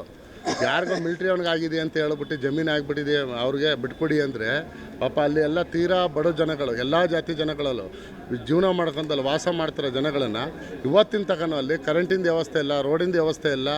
ಆಮೇಲೆ ಬಂದು ಅದು ಏನು ನಾವು ಅವ್ರಿಗೆ ಏನು ಮಂಜೂರು ಮಾಡಿದ್ರೋ ಮಾಡಬೇಡಿ ಅಂತ ಹೇಳ್ತಾ ಇಲ್ಲ, ಅವ್ರನ್ನ ಬೇರೆ ಜಾಗನ ಕೊಟ್ಟು ಈ ಬಡವ್ರನ್ನ ಆ ಮನೇನ ಕೊಟ್ಟು ಅವ್ರನ್ನ ವಾಸ ಮಾಡೋಕ್ಕಂತ ಕೆಲಸ ಮಾಡಿಕೊಡ್ಬೇಕಂತ ಇದೆ. ಆಮೇಲೆ ಹಲವಾರು ಸರ್ವೇದು ಪ್ರಾಬ್ಲಮ್ ಇದೆ ಜಮೀನುಗಳದು. ಅದು ಜಿಲ್ಲಾಧಿಕಾರಿ ಅವರನ್ನು ಒಂದು ಸರಿ ಭೇಟಿಯಾಗಿ ಮಾತಾಡಿ ಅಂತ ನಮ್ಮ ರಾಜ್ಯಾಧ್ಯಕ್ಷರಾಗಿರೋಂಥ ಕೊಡಲಿ ಚಂದ್ರಶೇಖರ್ ಅವರು ಮೊನ್ನೆ ಬೆಂಗಳೂರಲ್ಲೂ ಮುಖ್ಯಮಂತ್ರಿ ಹತ್ರನೂ ಮಾತಾಡಿದ್ದಾರೆ. ಇಲ್ಲಿಗೆ ಒಂದು ಸರಿ ಜಿಲ್ಲಾಧಿಕಾರಿ ಅವ್ರ ಹತ್ರ ಲೋಕಲಲ್ಲಿ ಮಾತಾಡಿ ಅಲ್ಲಿ ಏನು ಅಂತ ತಿಳಿಸಿ ಅಂತ ಹೇಳಿದರೆ ಆ ವಿಚಾರಕ್ಕೆ ಬಂದು ಇವತ್ತು ಬಡವರು ಬಂದಿದ್ದಾರೆ, ಮಕ್ಕಳು ಸಮೇತ ಕರ್ಕೊಬಂದವ್ರೆ. ಅವ್ರು ನಮ್ಮ ಒಂದು ದಾರಿ ಆಗಬೇಕು ಅನ್ನೋಕ್ಕೋಸ್ಕರಗೆ ಅವ್ರಿಗೆ ಜೀವನಕ್ಕೋಸ್ಕರ ಏನು ಜಾಸ್ತಿ ಏನು. ಛತ್ರಪತಿ ಶಿವಾಜಿ ಮಹಾರಾಜ್ ಜಯಂತಿ ಮೆರವಣಿಗೆಯ ಮೇಲೆ ಕಲ್ಲು ಮತ್ತು ಚಪ್ಪಲಿಗಳಿಂದ ದಾಳಿ ನಡೆಸಿರುವುದನ್ನು ಖಂಡಿಸಿ ಶ್ರೀರಾಮಸೇನಾ ಸಂಘಟನೆಯಿಂದ ಪ್ರತಿಭಟನೆ ನಡೆಸಲಾಯಿತು. ಈ ಸಂದರ್ಭದಲ್ಲಿ ಸುದ್ದಿಗಾರರೊಂದಿಗೆ ಮಾತನಾಡಿದ ಸುರೇಶ್ ಗೌಡ, 3 ತಿಂಗಳ ಹಿಂದೆ ಮದ್ದೂರಿನ ಗಣೇಶೋತ್ಸವದ ಸಂದರ್ಭದಲ್ಲಿ ಕಲ್ಲನ್ನು ಎಸೆಯಲಾಗಿತ್ತು. ಮೊನ್ನೆ ಶಿವಾಜಿ ಜಯಂತಿಯಂದು ಮೆರವಣಿಗೆ ಹೋಗುವಾಗ ಶಿವಾಜಿಯ ಪ್ರತಿಮೆಯ ಮೇಲೆ ಕಲ್ಲು ಚಪ್ಪಲಿಯನ್ನು ಎಸೆದಿದ್ದಾರೆ. ಹಿಂದೂಗಳ ಜಾತ್ರೆ ಹಬ್ಬಗಳು ನಡೆದ ವೇಳೆಯಲ್ಲಿ ಕಲ್ಲು ಚಪ್ಪಲಿಗಳನ್ನು ಎಸೆದು ಸಮಾಜದಲ್ಲಿ ನಮ್ಮನಮ್ಮೊಳಗೆ ಸಂಘರ್ಷವನ್ನು ಉಂಟು ಮಾಡುತ್ತಿದ್ದಾರೆ. ಅನ್ಯಕೋಮಿನ ಯಾವುದೇ ಮೆರವಣಿಗೆಗಳಲ್ಲಿ ಯಾವುದೇ ರೀತಿಯ ಗಲಾಟೆಗಳಾಗುವುದಿಲ್ಲ. ಏಕೆಂದರೆ ನಮ್ಮ ದೇಶ, ನಮ್ಮ ಧರ್ಮ, ನಮ್ಮವರು ಎಂಬ ಭಾವನೆಯಿಂದ ಎಲ್ಲರೂ ಒಟ್ಟಿಗೆ ಬಾಳಬೇಕೆನ್ನುವ ದೃಷ್ಟಿಯಿಂದ ಸಹಿಸಿಕೊಂಡಿದ್ದೇವೆ. ಹಾಗಾಗಿ ಇದು ಪದೇ ಪದೇ ಪುನರಾವರ್ತನೆಯಾಗದಂತೆ ಗೃಹ ಸಚಿವರು ಆಯಾ ಜಿಲ್ಲೆಯ ಜಿಲ್ಲಾಧಿಕಾರಿಗಳು ಎಸ್ಪಿ ಅವರು ಸುವ್ಯವಸ್ಥೆ ಕಾಪಾಡಬೇಕೆಂದು ತಿಳಿಸಿದರು. ಗಣೇಶೋತ್ಸವದ ಮೇಲೆ ಕಲ್ಲೆಸೆದರು ಮೊನ್ನೆ ಚಿಕ್ಕಮಗಳೂರಲ್ಲಿ. ಈಗ ಮೊನ್ನೆ ಶಿವಾಜಿ ಜಯಂತಿಯಂದು ಮೆರವಣಿಗೆ ಹೋಗುವ ಸಂದರ್ಭದಲ್ಲಿ ಶಿವಾಜಿಯ ಪ್ರತಿಮೆ ಮೇಲೆ ಕಲ್ಲೆಸೆಯೋದು, ಚಪ್ಪಲಿ ಎಸೆಯುವಂತಹ ಜಿಹಾದಿ ಮನಸ್ಥಿತಿಯವರ ವಿರುದ್ಧ ನಾವು ರಾಜ್ಯಪಾಲರಿಗೆ DC ಅವರ ಮುಖಾಂತರ ಮನವಿ ಕೊಡೋಕ್ಕೆ ಇಲ್ಲಿ ಬಂದಿದ್ದೀವಿ. ನೋಡಿ, ಕಾನೂನು ಸುವ್ಯವಸ್ಥೆ ಯಾವ ಮಟ್ಟಕ್ಕೆ ಹೋಗಿದೆ ಅಂತಂದರೆ, ಹಿಂದೂಗಳ ಯಾವುದೇ ಜಾತ್ರೆ ಹಬ್ಬ ಮತ್ತು ಸಮಾಜೋತ್ಸವದ ನಡೆದಾಗೆಲ್ಲ ಯಾವುದೋ ಒಂದು ಭಾಗದಲ್ಲಿ ಕಲ್ಲೆಸೆಯೋದು ಮತ್ತು ಚಪ್ಪಲಿ ಎಸೆಯೋದು ಈ ಸಮಾಜವನ್ನು ಬೇರೆ ರೀತಿಯಲ್ಲಿ ಡೈವರ್ಟ್ ಮಾಡೋಂಥದ್ದು, ಅಂದರೆ ನಮ್ಮಲ್ಲೇ ಸಂಘರ್ಷ ಉಂಟು ಮಾಡೋಂಥದ್ದು. ಅದೇ ರೀತಿ ಯಾವುದೇ ಬೇರೆ ಅನ್ಯಕೋಮಿನ ಯಾವುದೇ ಮೆರವಣಿಗೆಗಳಲ್ಲಿ ಒಂದು ಕಲ್ಲು ಎಸೆಯೋದಿಲ್ಲ, ಯಾವುದೇ ಗಲಾಟೆ ನಡೆಯೋದಿಲ್ಲ. ಏನಿದ್ರ ಅರ್ಥ? ಹಿಂದೂಗಳು ಶಾಂತಿಯಾಗಿದ್ದಾರೆ, ಭಾಳ ಇದಾಗಿದ್ದಾರೆ ಅಂತ ಅಲ್ಲ. ನಾವು ನಮ್ಮ ದೇಶ, ನಮ್ಮ ಧರ್ಮ, ನಾವು ಎಲ್ಲರೂ ಒಟ್ಟಿಗೆ ಬಾಳಬೇಕು ಅನ್ನೋ ದೃಷ್ಟಿಯಿಂದ ನಾವು ಸಹಿಸ್ಕೊಂಡು ಸುಮ್ಮನಿರೋದು. ಇದೇ ಪದೇ ಪದೇ ಪದೇ ಇದೇ ನಡೀತಾ ಇತ್ತು ಅಂತಂದರೆ ನಾವೇನಾದರೂ ತಿರುಗಿ ಬಿದ್ದರೆ ಅದರ ಘಟನೆ ಬೇರೆ ರೀತಿಯೇ ಆಗುತ್ತೆ. ಆದ್ದರಿಂದ ಈ ಗೃಹ ಸಚಿವರು ಮತ್ತು ಆಯಾಯ ಜಿಲ್ಲೆಯ ಜಿಲ್ಲಾಧಿಕಾರಿಗಳು ಮತ್ತು SB ಅವರು ಎಲ್ಲ ಕಡೆನೂ ಸುವ್ಯವಸ್ಥೆಯನ್ನು ಸರ್ಕಾರಿ ಶಾಲೆಗಳ ಉಳಿವಿಗಾಗಿ ನನ್ನ ಸಹಕಾರ ಸದಾ ಇರುತ್ತದೆ ಎಂದು ಶಾಸಕ CN ಬಾಲಕೃಷ್ಣ ತಿಳಿಸಿದ್ದಾರೆ. ಪಟ್ಟಣದ ಮಾಧ್ಯಮಿಕ ಶಾಲಾ ಆವರಣದಲ್ಲಿ A1 ಪ್ಲಾಸ್ಟಿಕ್ ಲಿಮಿಟೆಡ್ ಇವರ ವತಿಯಿಂದ ಸರ್ಕಾರಿ ಪ್ರಾಥಮಿಕ ಶಾಲಾ ಮಕ್ಕಳಿಗೆ ಉಚಿತವಾಗಿ ಶಾಲಾ ಬ್ಯಾಗ್, ನೋಟ್ಬುಕ್ ವಿತರಣೆ ಕಾರ್ಯಕ್ರಮದಲ್ಲಿ ಮಾತನಾಡಿ, ಸರ್ಕಾರಿ ಶಾಲೆಗಳ ಉಳಿವಿಗಾಗಿ ನನ್ನ ಸಹಕಾರ ಸಲಹೆ ನೀಡಲು ಮುಂದಾಗುತ್ತೇನೆ. ಆ ನಿಟ್ಟಿನಲ್ಲಿ ಸರ್ಕಾರಿ ಶಾಲೆಗಳು ಖಾಸಗಿ ಶಾಲೆಗಳಿಗಿಂತ ಯಾವುದೇ ಸೌಕರ್ಯಗಳಲ್ಲಿ ಕಡಿಮೆ ಇಲ್ಲ ಎಂಬುದನ್ನು ತೋರಿಸುವಲ್ಲಿ ಎಲ್ಲ ಮುಖ್ಯ ಶಿಕ್ಷಕರು ಮತ್ತು ಶಿಕ್ಷಕರ ಪಾತ್ರ ಬಹುಮುಖ್ಯವಾಗಿದೆ. ಈಗಾಗಲೇ ತಾಲೂಕಿನಲ್ಲಿ PM ಶ್ರೀ ಶಾಲೆಯು ಪ್ರಾರಂಭವಾಗಿದ್ದು ಸುಮಾರು ಅಧಿಕ ಮಕ್ಕಳು ವಿದ್ಯಾಭ್ಯಾಸವನ್ನು ಮಾಡುತ್ತಿದ್ದಾರೆ. ಅದೇ ರೀತಿ ಈಗಾಗಲೇ ರಾಜ್ಯ ಸರ್ಕಾರದಿಂದ ಮತ್ತು ಕೇಂದ್ರ ಸರ್ಕಾರದಿಂದ ಹೋಬಳಿಗೊಂದು PM ಶ್ರೀ ಶಾಲೆಯನ್ನು ತೆರೆಯಲು ಮುಂದಾಗಿದ್ದು ಇದಕ್ಕೆ ಸಲಹೆ ಮತ್ತು ಸಹಕಾರ ನೀಡಲು ಮುಂದಾಗಿದ್ದೇನೆ ಎಂದರು. ಸ್ಥಾನಮಾನವನ್ನು ಗಳಿಸಿದ ಮೇಲೆ ಅವರದೇ ಆದಂಥ ಒಂದು CSR ಫಂಡನ್ನು ಕ್ರೋಢೀಕರಿಸಿ ಹಣವನ್ನು ಸಂಗ್ರಹಿಸಿ ಅದರ ಮೂಲಕ ನಮ್ಮ ಸರ್ಕಾರಿ ಶಾಲೆಯ ಮಕ್ಕಳಿಗೆ ಇವತ್ತು ನಮ್ಮೆಲ್ಲರ ಕೋರಿಕೆ ಮೇರೆಗೆ ಅವಕಾಶವನ್ನು ಕಲ್ಪಿಸಿರುವಂಥದ್ದು ಸ್ವಾಗತಾರ್ಹವಾದಂಥ ವಿಚಾರ. ಈಗಾಗಲೇ ಬಾಗೂರು ಹೋಬಳಿ ವಿತರಣೆ ಆಯಿತು, ನುಗ್ಗೇಹಳ್ಳಿ ಆಯಿತು, ಹಿರಿ ಸೇವೆ ಆಯಿತು, ಶ್ರವಣಬೆಳಗೊಳ ಕಸಬಾನ ಒಂದು ಒಳ್ಳೆ ವೇದಿಕೆನ ಒಂದು ಆಯೋಜನೆ ಮಾಡಿ ಆ ಮೂಲಕ ವಿತರಣೆ ಮಾಡಬೇಕು ಅನ್ನೋ ಒಂದು ಉದ್ದೇಶದಿಂದ ಇವತ್ತು ಅವಕಾಶವನ್ನು ಮಾಡಿದ್ದೇವೆ. ತುಂಬ ಸಂತೋಷದ ವಿಚಾರ. ಈಗಾಗಲೇ ಒಟ್ಟು 5th ಮಕ್ಕಳ ತನಕ ಪಡ್ಕೊಂಡಿದ್ದಾರೆ, 7th ತನಕ ಕೂಡ ಕೊಡ್ತಾರೆ. ಮುಂದಿನ ಒಂದು ಆರ್ಥಿಕ ವರ್ಷದಲ್ಲಿ ರಿಕ್ವೆಸ್ಟ್ ಕೂಡ ಮಾಡಿದ್ದೀನಿ. 8th, 9th, 10th ಮಕ್ಕಳಿಗೆ ನಮ್ಮ ಕ್ಷೇತ್ರಕ್ಕೆ ಅವಕಾಶ ಮಾಡಿಕೊಡ್ಬೇಕು ಅಂತ ಅವರಿಗೆ ರಿಕ್ವೆಸ್ಟ್ ಕೂಡ ಮಾಡಿದ್ದೀವಿ. ಅವರು ಕೂಡ ಭರವಸೆ ನೀಡಿದ್ದಾರೆ. ಅದರಲ್ಲೂ ಕೂಡ ನಮ್ಮ ತಾಲೂಕು. ಇದೇ ಸಂದರ್ಭದಲ್ಲಿ A1 ಪ್ಲಾಸ್ಟಿಕ್ ಲಿಮಿಟೆಡ್ನ ವ್ಯವಸ್ಥಾಪಕ ಗೌತಮ್ ಮಾತನಾಡಿ, ನಮ್ಮ ಸಂಸ್ಥೆಯು ಕಳೆದ 30 ವರ್ಷಗಳಿಂದ ರೈತರಿಗೆ ಉಪಯೋಗವಾಗುವಂತಹ ವಸ್ತುಗಳನ್ನು ತಯಾರು ಮಾಡುತ್ತಿದ್ದು ಅದರಲ್ಲಿ ಬಂದಂತಹ ಲಾಭಾಂಶದಿಂದ ಸರ್ಕಾರಿ ಶಾಲಾ ಮಕ್ಕಳಿಗೆ ಉಚಿತ ಬ್ಯಾಗ್ ವಿತರಣಾ ಕಾರ್ಯಕ್ರಮವನ್ನು ಹಮ್ಮಿಕೊಳ್ಳಬೇಕೆಂಬ ಸಂಸ್ಥೆಯ ಆಶಯದಂತೆ ಇಂದು ಹಾಸನ ಜಿಲ್ಲಾದ್ಯಂತ ಹಮ್ಮಿಕೊಂಡಿದ್ದೇವೆ. ಅದರಲ್ಲಿ ಚನ್ನರಾಯಪಟ್ಟಣ ತಾಲೂಕಿನಲ್ಲಿ ಸುಮಾರು 6,000 ಸರ್ಕಾರಿ ಶಾಲಾ ಮಕ್ಕಳಿಗೆ ಉಚಿತ ಶಾಲಾ ಬ್ಯಾಗ್, ನೋಟ್ಬುಕ್, ಸ್ಕೆಚ್ ಪೆನ್ ಇವುಗಳನ್ನು ವಿತರಣಾ ಕಾರ್ಯಕ್ರಮವನ್ನು ಹಮ್ಮಿಕೊಂಡಿದ್ದೇವೆಂದು ತಿಳಿಸಿದರು. ಲಾಸ್ಟ್ ಇಯರ್ನ ದುಡ್ಡನ್ನು CSR ಫಂಡಿನ ಮುಖಾಂತರ ಹಾಸನ ಜಿಲ್ಲೆಯಲ್ಲಿ ಚನ್ನರಾಯಪಟ್ಟಣ ತಾಲೂಕನ್ನು ಆಯ್ಕೆ ಮಾಡಿ ಈ ಸಲ ಎಲ್ಲ ಸರ್ಕಾರಿ ಶಾಲೆ ಮಕ್ಕಳಿಗೂ ಉಚಿತ ಬ್ಯಾಗನ್ನು ಕೊಡಬೇಕಂತ ನಮ್ಮ ಮ್ಯಾನೇಜ್ಮೆಂಟ್ ನಿರ್ಧರಿಸಿ ಸುಮಾರು 6,000 ಬ್ಯಾಗನ್ನು ನಾವು ಕೊಟ್ಟಿದ್ದೇವೆ. ಲಾಸ್ಟ್ ವೀಕು ನಾವು ಸುಮಾರು 4,000 to 4,500 ಬ್ಯಾಗನ್ನು 4 ಹೋಬಳಿಲಿ ಆಲ್ರೆಡಿ ವಿತರಿಸಿದ್ದೇವೆ. ಈ ದಿನ ಕಸಬಾ ಹೋಬಳಿ ನಿರ್ಣಯ ಮಾಡ್ಕೊಂಡ್ಬಿಟ್ಟು ಇವತ್ತು ಸುಮಾರು 1,500 ಬ್ಯಾಗ್ನ ಇವತ್ತು ಕೊಡ್ತಾ ಇದ್ದೀವಿ. ಹಾಗೆ ನಮಗೆ ರೈತರು ತುಂಬ ಯಶಸ್ಸನ್ನು ಕೊಟ್ಟಿದ್ದಾರೆ. ಹಾಗಾಗಿ ಹಾಸನ ಜಿಲ್ಲೆಯ ರೈತರಿಗೂ ಈ ವೇದಿಕೆ ಮೂಲಕ ನಾನು ತುಂಬ ಹೃದಯ ಧನ್ಯವಾದಗಳನ್ನು ಅರ್ಪಿಸ್ತೀನಿ. ಎಲ್ಲರಿಗೂ ಧನ್ಯವಾದ. ಈ ವೇದಿಕೆ ಮೇಲೆ ನನಗೆ ಮಾತನಾಡೋಕ್ಕೆ 2 ನಿಮಿಷ. ಈ ಸಂದರ್ಭದಲ್ಲಿ ತಾಲೂಕು ವ್ಯವಸಾಯ ಉತ್ಪನ್ನ ಸಹಕಾರಿ ಸಂಘದ ಅಧ್ಯಕ್ಷ ವೆಂಕಟೇಶ್, ಕ್ಷೇತ್ರ ಶಿಕ್ಷಣಾಧಿಕಾರಿ ದೀಪಾ, ಕ್ಷೇತ್ರ ಸಂಪನ್ಮೂಲಾಧಿಕಾರಿ ಅನಿಲ್ ಇನ್ನು ಮುಂತಾದವರು ಹಾಜರಿದ್ದರು. ಬೇಲೂರು ಪುರಸಭೆಯ ವಿಷಯದಲ್ಲಿ ಹೋರಾಟದ ಬದಲಾಗಿ ಪುರಸಭೆಯ ಆದಾಯವನ್ನು ಹೆಚ್ಚಿಸುವ ಉದ್ದೇಶದಿಂದ ಮಾಡಿದ್ದೆಂದು ಸಾಮಾಜಿಕ ಹೋರಾಟಗಾರ ವೆಂಕಟೇಶ್ ತಿಳಿಸಿದ್ದಾರೆ. ನಮ್ಮ ಹೋರಾಟದ ಫಲವಾಗಿ ಜಿಲ್ಲಾಧಿಕಾರಿಗಳು ಪುರಸಭೆಯ ಆದೇಶವನ್ನು ರದ್ದುಗೊಳಿಸಿದ್ರು. ಕೆಲವರು ಇದನ್ನು ಪ್ರಶ್ನಿಸಿ ಹೈಕೋರ್ಟ್ ಮೆಟ್ಟಿಲೇರಿದ್ರು. ಆದರೆ ಹೈಕೋರ್ಟ್ ಕೂಡ ಜಿಲ್ಲಾಧಿಕಾರಿಗಳ ಆದೇಶವನ್ನೇ ಎತ್ತಿ ಹಿಡಿದು ಸಾರ್ವಜನಿಕರಿಗೆ ನ್ಯಾಯ ಒದಗಿಸಿದೆ. ಇದರಲ್ಲಿ ನನ್ನ ಅಥವಾ ಮತ್ಯಾರದೇ ವೈಯಕ್ತಿಕ ಹೆಚ್ಚುಗಾರಿಕೆ ಏನಿಲ್ಲ. ಬೇಲೂರಿನ ಕೆಲವು ಕಿಡಿಗೇಡಿಗಳು ನಾನು ಮಾಡಿದೆ ಎಂದು ಹೇಳಿಕೊಳ್ಳುತ್ತಿದ್ದಾರೆ.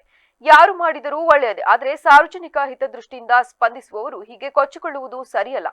ಸಾರ್ವಜನಿಕರ ಹಿತದೃಷ್ಟಿಯಿಂದ ಯಾರು ಏನು ಮಾಡಿದರೂ ಅವರಿಗೆ ನಮ್ಮ ಧನ್ಯವಾದಗಳು ಹಾಗೂ ಅಭಿನಂದನೆಗಳನ್ನು ಸಲ್ಲಿಸುತ್ತೇವೆಂದು ತಿಳಿಸಿದರು. ಬೇಲೂರಿನಲ್ಲಿ ಇತ್ತೀಚೆಗೆ ನಾವು ಪುರಸಭೆ ವಿಷಯದಲ್ಲಿ ಹೋರಾಟ ಮಾಡಿದ್ದು ಅದು ನಿಮಗೆಲ್ಲ ಗೊತ್ತಿರೋ ವಿಷಯನೇ. ಅದು ಸಾರ್ವಜನಿಕ ಹಿತದೃಷ್ಟಿಯಿಂದ ನಾವು ಹೋರಾಟ ಮಾಡಿದ್ದು. ಸಾರ್ವಜನಿಕರಿಗೆ ಟೆಂಡರ್ ಕೊಡೋದಾಗಲಿ ಮತ್ತೊಂದು ಕೊಡೋದಾಗಲಿ ಸಾರ್ವಜನಿಕ ಅನುಕೂಲ ಆಗಲಿ ಅಂತ, ಪ್ರತಿಯೊಬ್ಬರಿಗೂ ಅನುಕೂಲ ಆಗಲಿ ಅಂತ ಒಂದು ಉದ್ದೇಶಕ್ಕಾಗಿ ಮಾಡಿದ್ದು. ಪುರಸಭೆಗೆ ಆದಾಯ ಕುಂಠಿತವಾಗಿತ್ತು, ಪುರಸಭೆ ಆದಾಯ ಹೆಚ್ಚಾಗಲಿ ಅನ್ನೋ ಉದ್ದೇಶದಿಂದ ಮಾಡಿ ಮಾನ್ಯ ಜಿಲ್ಲಾಧಿಕಾರಿಗಳು ಆ ಆದೇಶವನ್ನು ನಾವು ಹೋರಾಟ ಮಾಡಿದ್ದು ತೊಗೊಂಡೋಗಿ ಎಲ್ಲ ಪ್ರತಿಯೊಬ್ಬರಿಗೆ ಕೊಟ್ಟ ಮೇಲೆ ಆದೇಶವನ್ನು ರದ್ದು ಮಾಡಿದರು. ಆದರೆ ಕೆಲವರೆಲ್ಲ ಹೋಗಿ ಮತ್ತೆ ಹೈಕೋರ್ಟ್ಗೆ ಹೋಗಿದ್ದರು. ಆದರೆ ಅದೇ ಹೈಕೋರ್ಟ್ನಲ್ಲಿ ಅದೇ ಆದೇಶವನ್ನು ಜಿಲ್ಲಾಧಿಕಾರಿಗಳ ಆದೇಶವನ್ನು ಎತ್ತಿ ಹಿಡಿದು ಸಾರ್ವಜನಿಕರಿಗೆ ನ್ಯಾಯ ದೊರಕಿಸಿಕೊಟ್ಟಿದ್ದಾರೆ. ಇದರಲ್ಲಿ ನನ್ನದಾಗಲಿ ತೋಟೇಶ್ ಆಗಲಿ ಮತ್ತೊಬ್ಬರದಾಗಲಿ ಒಂದು ನಡೆ ಸ್ವಚ್ಛತೆಯ ಕಡೆ ಸ್ವಚ್ಛ ಸರ್ವೇಕ್ಷಣಾ ಕಾರ್ಯಕ್ರಮವನ್ನು ಪುರಸಭೆಯ ವತಿಯಿಂದ ಹಮ್ಮಿಕೊಳ್ಳಲಾಗಿತ್ತು. ಕಾರ್ಯಕ್ರಮವನ್ನು ಉದ್ಘಾಟಿಸಿ ಮಾತನಾಡಿದ ಪುರಸಭೆಯ ಮುಖ್ಯಾಧಿಕಾರಿ ಶಿವಶಂಕರ್, ನಗರದಲ್ಲಿ ಸಾರ್ವಜನಿಕರು ಒಣಕಸ ಹಸಿಕಸವನ್ನು ಯಾವ ರೀತಿ ವಿಂಗಡಣೆ ಮಾಡಬೇಕೆಂಬುದನ್ನು ಅರಿವು ಮೂಡಿಸುವ ಕಾರ್ಯಕ್ರಮ ಇದಾಗಿದೆ ಎಂದರು. ಜಾಥಾದಲ್ಲಿ ಕಸ ವಿಂಗಡಿಸಿ ಪರಿಸರ ರಕ್ಷಿಸಿ, ನೀರು ಅಮೂಲ್ಯ, ಮಿತವಾಗಿ ಬಳಸಿ, ಉಸಿರಿಗಾಗಿ ಪರಿಸರ ಉಳಿಸೋಣ ಎಂಬ ಘೋಷಣೆ ಕೂಗುತ್ತಾ ಲಕ್ಷ್ಮೀ ನರಸಿಂಹ ದೇವಸ್ಥಾನದಿಂದ ಹೊರಟು ಗಾಂಧಿ ಸರ್ಕಲ್ ಮತ್ತು ಪೇಟೆ ಬೀದಿ, ರಿವರ್ ಬ್ಯಾಂಕ್ ರೋಡ್ಗಳಲ್ಲಿ ಸಾರ್ವಜನಿಕರಿಗೆ ಅರಿವು ಮೂಡಿಸುತ್ತಾ ಸಾಗಿದರು. ಸ್ವಚ್ಛತಾ ನಡಿಗೆನ ಮಾಡ್ತಾ ಇದ್ವಿ. ಇದರ ಮುಖ್ಯ ಉದ್ದೇಶ ಏನಂತಂದ್ರೆ, ನಾವು ಎಲ್ಲರೂ ಜವಾಬ್ದಾರಿಯಿಂದ ನಾಗರಿಕರು ಎಲ್ಲರಿಗೂ ನಾವು ಕಸನ ಸ್ವಚ್ಛವಾಗಿ ಕಾಪಾಡಿಕೊಳ್ಳುವುದೇ ಉದ್ದೇಶ. ಹಾಗಾಗಿ ಒಂದು ಸ್ಲೋಗನ್ ಎಲ್ಲರೂ ಜೋರಾಗಿ ಹೇಳಬೇಕು, ಓಕೆನಾ? ಏನೆಲ್ಲ ನಮ್ಮ ಕರೆಗೆ ಒಗ್ಗಟ್ಟು ನರ್ಸಿಂಗ್ ಕಾಲೇಜಿನ ವಿದ್ಯಾರ್ಥಿಗಳು ಮತ್ತು ಕಾಲೇಜಿನ ವಿದ್ಯಾರ್ಥಿಗಳು ಎಲ್ಲ ಬಂದಿದ್ದಾರೆ. ಅವರಿಗೆ ಎಲ್ಲರ ಪರವಾಗಿ ನಾನು ಸ್ವಾಗತ ಕೋರ್ತೇನೆ. ಹಾಗೂ ಎಲ್ಲ ಮಕ್ಕಳನ್ನ ಕೂಡ ಉತ್ಸಾಹದಿಂದ ಭಾಗವಹಿಸಲಿಕ್ಕೆ ಅನುವು ಮಾಡಿಕೊಟ್ಟ ನಮ್ಮ ಪ್ರಿನ್ಸಿಪಲ್ ರವರು. ಕಾರ್ಯಕ್ರಮದಲ್ಲಿ ಪುರಸಭೆಯ ಅಧಿಕಾರಿ ವರ್ಗದವರು, ನೌಕರರು, ನರ್ಸಿಂಗ್ ಕಾಲೇಜಿನ ವಿದ್ಯಾರ್ಥಿಗಳು, ಗರ್ಲ್ ಜೂನಿಯರ್ ಕಾಲೇಜು ಮತ್ತು ಕೋಟೆ ಸರ್ಕಾರಿ ಶಾಲೆಯ ವಿದ್ಯಾರ್ಥಿಗಳು ಭಾಗವಹಿಸಿದರು.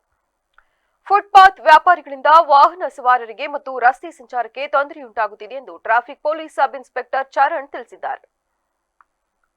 ಇತ್ತೀಚೆಗೆ ಪಟ್ಟಣದ ವಾಹನ ಸಂಚಾರದ ದಟ್ಟಣೆಯು ದಿನೇ ದಿನೇ ಹೆಚ್ಚಾಗುತ್ತಿರುವ ಹಿನ್ನೆಲೆ ಟ್ರಾಫಿಕ್ ಸಮಸ್ಯೆಯೂ ಕೂಡ ಹೆಚ್ಚಾಗುತ್ತಿದೆ. ಈ ಸಮಸ್ಯೆಯನ್ನು ಬಗೆಹರಿಸಲು ಫುಟ್ಪಾತ್ ವ್ಯಾಪಾರಿಗಳು ರಸ್ತೆಯ ಮಧ್ಯಮಾರ್ಗದಲ್ಲಿ ಮತ್ತು ವಾಹನ ನಿಲುಗಡೆ ಸ್ಥಳಗಳಲ್ಲಿ ಅಂಗಡಿಗಳನ್ನಿಟ್ಟುಕೊಂಡು ವ್ಯಾಪಾರ ಮಾಡುತ್ತಿರುವುದು ಹಾಗೂ ಸಂಚಾರಿ ನಿಯಮಗಳನ್ನು ಕೂಡ ಈ ವ್ಯಾಪಾರಿಗಳು ಪಾಲನೆ ಮಾಡುತ್ತಿಲ್ಲ.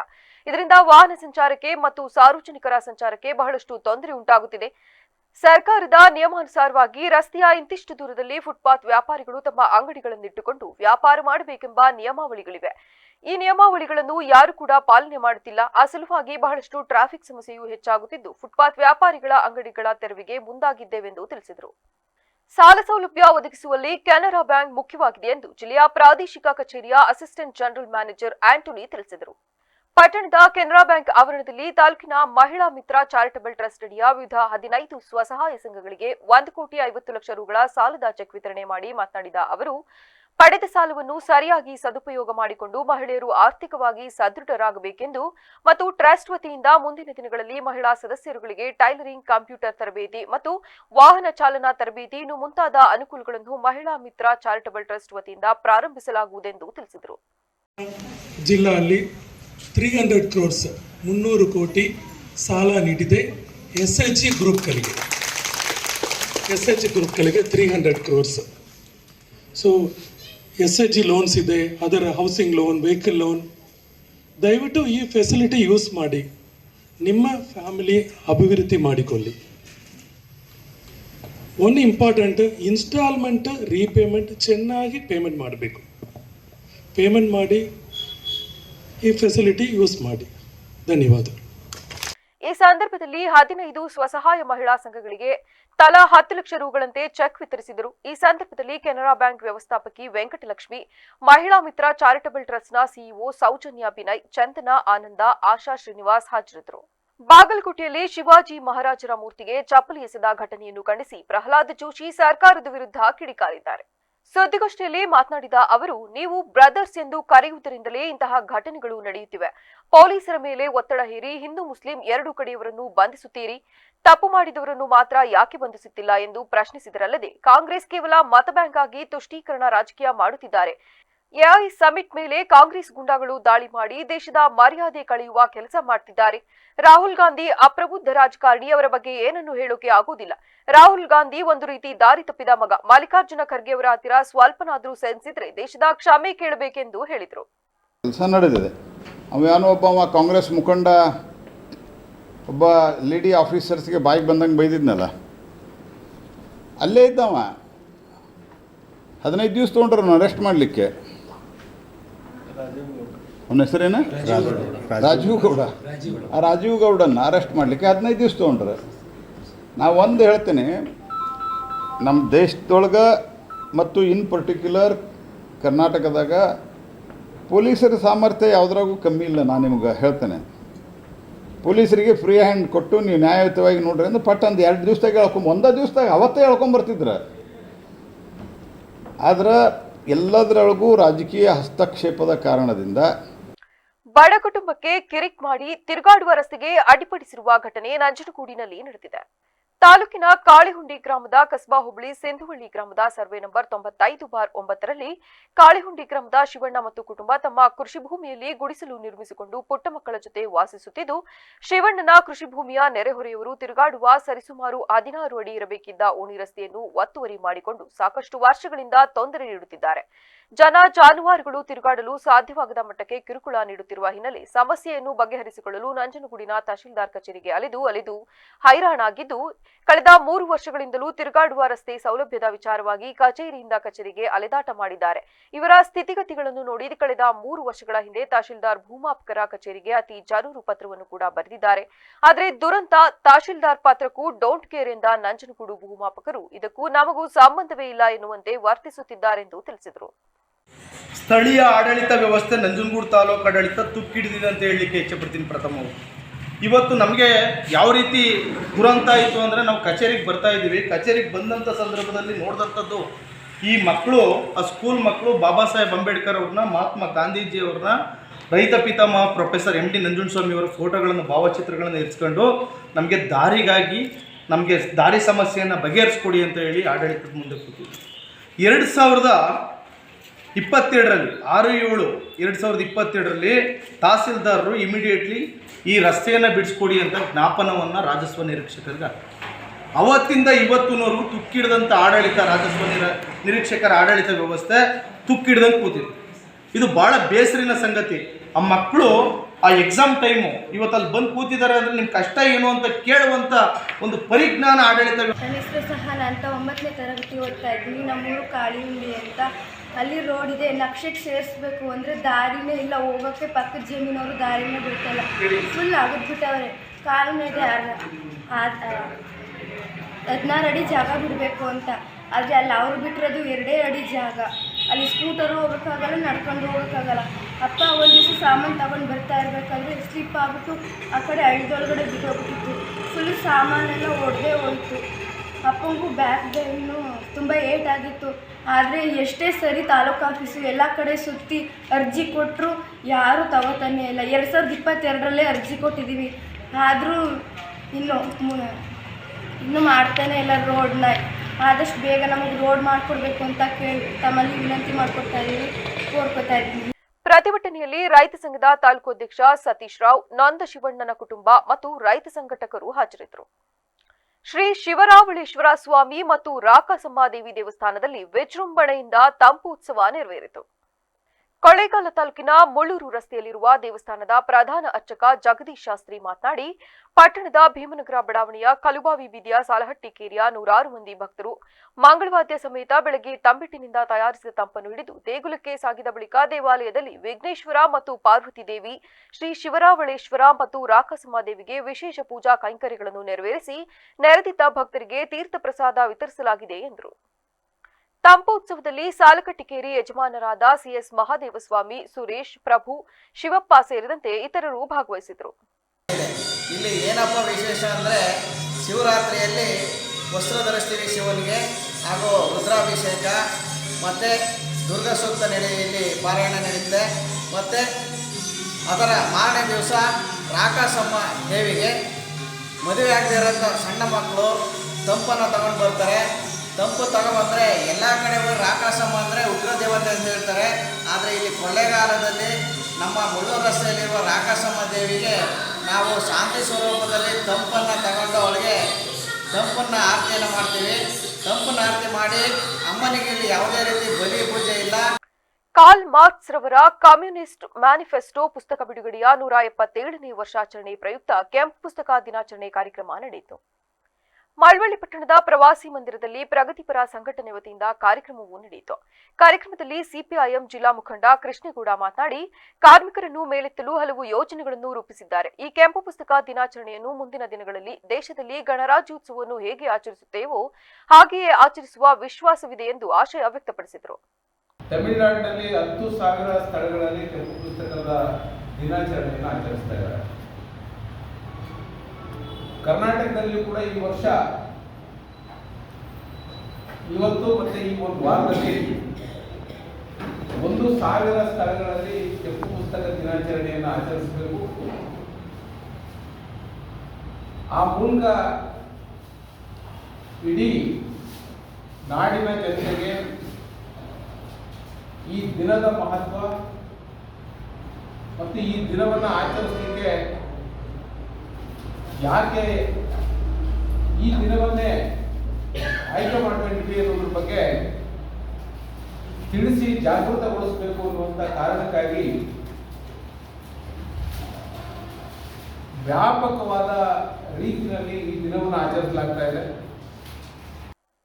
ಕಾರ್ಯಕ್ರಮದಲ್ಲಿ ಜನವಾದಿ ಮಹಿಳಾ ಸಂಘಟನೆಯ ರಾಜ್ಯ ಕಾರ್ಯದರ್ಶಿ ದೇವಿ, ಪ್ರಾಂತ ರೈತ ಸಂಘ ಅಧ್ಯಕ್ಷ ಲಿಂಗರಾಜಮೂರ್ತಿ, ಭರತ್ ರಾಜ್, ಗುರುಸ್ವಾಮಿ ಸೇರಿದಂತೆ ಹಲವರು ಹಾಜರಿದ್ದರು.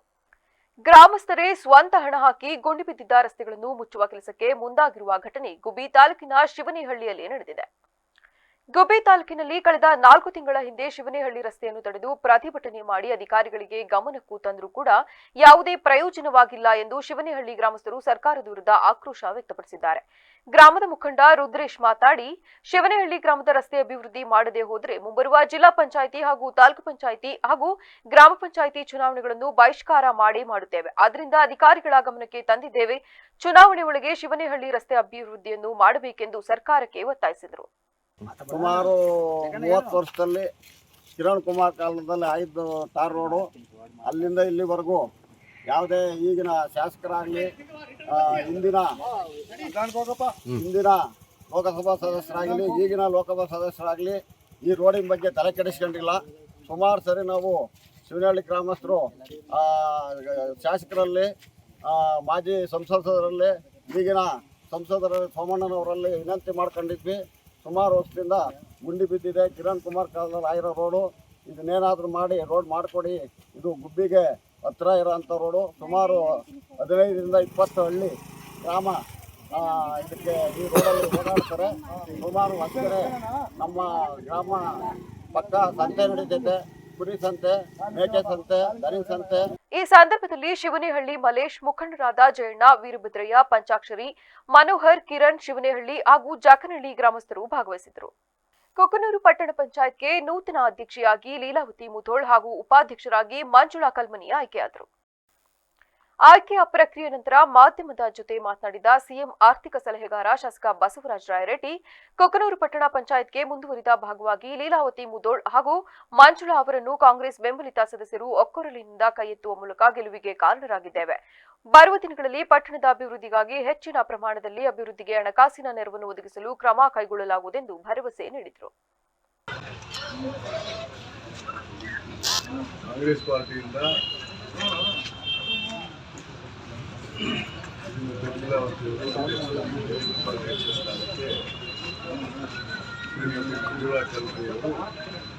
ಕಾಂಗ್ರೆಸ್ ಪಕ್ಷದ ಪರವಾಗಿ ನಾಮಪತ್ರ ಸಲ್ಲಿಸಿದರು. ಅದೇ ಥರ ಬಿಜೆಪಿಯವರು ಕೂಡ ನಾಮಪತ್ರ ಸಲ್ಲಿಸಿದರು. ತಾಲೂಕಿನ ತಹಸೀಲ್ದಾರರು ಮತ್ತು ಚುನಾವಣಾಧಿಕಾರಿಗಳು ಸಮಯಕ್ಕೆ ಸರಿಯಾಗಿ